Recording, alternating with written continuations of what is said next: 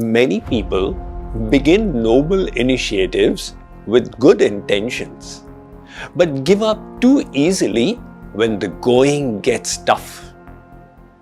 Once, a guru had sent his best monk disciple to a far-off land to preach. After a year, the monk wrote to the guru, requesting for one more monk to assist him in the work. The guru called his disciples and read the letter in front of them. "I would like to send 5 of you," he said to them. The disciples were puzzled. Why 5, Gurudev, when only one has been requested for?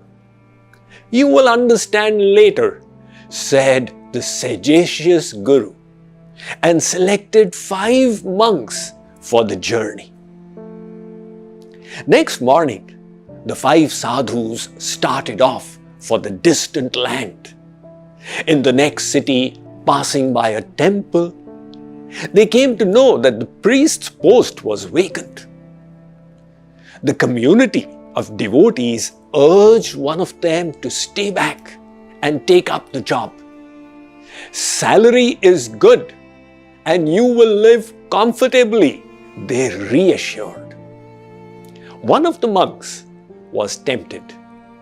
The village also looked prosperous. So he said to the others, "Priesthood is also God's work. I would like to stay here." Next day, the remaining 4 continued on the journey. They were passing by the outskirts of a kingdom when the king's eyes fell upon them as he was on his horse. He looked at one of the monks who was particularly young, healthy, and radiant, and addressed him, "O revered one, I am in search of a young groom for my daughter the princess. You seem to be a perfect fit. Are you ready? Remember, I have only one daughter, and you as her husband will be the heir to my kingdom." The young monk found this as a once-in-a-lifetime opportunity and agreed to the king's request.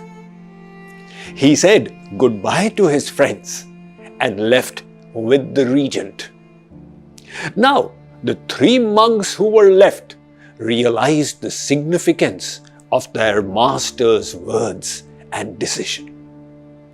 In this long journey, there are myriad distractions. The 3 decided they will exercise caution. As they proceeded on their travel, one night they lost their way, but finally managed to reach a cozy dwelling. When they knocked on the door, a beautiful young woman greeted them and welcomed them in. She offered them hot tea and biscuits, and with deep reverence she spoke. "You are God sent to me, because I was waiting for my parents to return. Fear was gripping me in this lonely night. Can you please stay with me until my parents come back?"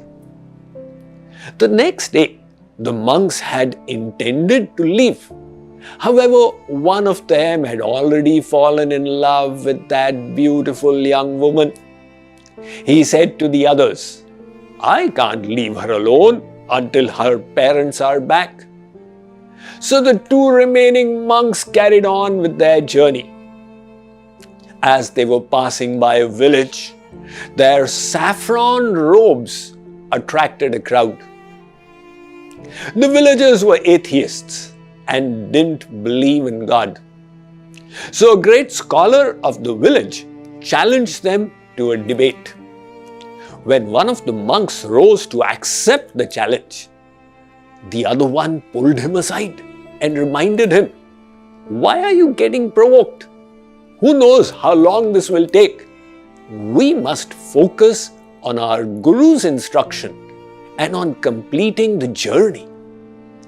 The other monk responded furiously, "I am a devotee, and this man has challenged the existence of God. Hence, I have resolved to stay here and convert him. You can go." And our Gurudev had said to us that only one person was needed in the first place. He stayed back, and in the end, only one monk reached the destination. The Guru had known this would happen, and hence at the very outset asked 5 of them to start the journey. Like the monks, many of us begin with great enthusiasm, but distractions do not come announcing themselves as temptations. They arrive dressed as wealth that promises security, relationships that offer comfort, and recognition that feeds the ego. Hence, real bravery lies not in starting the journey, but in staying on the course. The monks in the story were not defeated by outward forces. They were derailed by defective values, unguarded desires, and weak intention. What seemed like harmless detours turned out to be permanent exits. Shree Krishna explained to Arjuna in the 64th verse of the 2nd chapter of the Bhagavad Gita how the mind becomes weak and how it can be strengthened. Let us read from Bhagavad Gita for everyday living. The entire downward spiral leading to ruin begins with contemplating pleasure in sense objects. The urge for happiness is as natural to the soul as thirst is to the physical body. It is impossible to think, "I will not contemplate happiness anywhere," because this is the yearning of the soul. The simple solution then is to envision bliss in the proper direction, which is in God.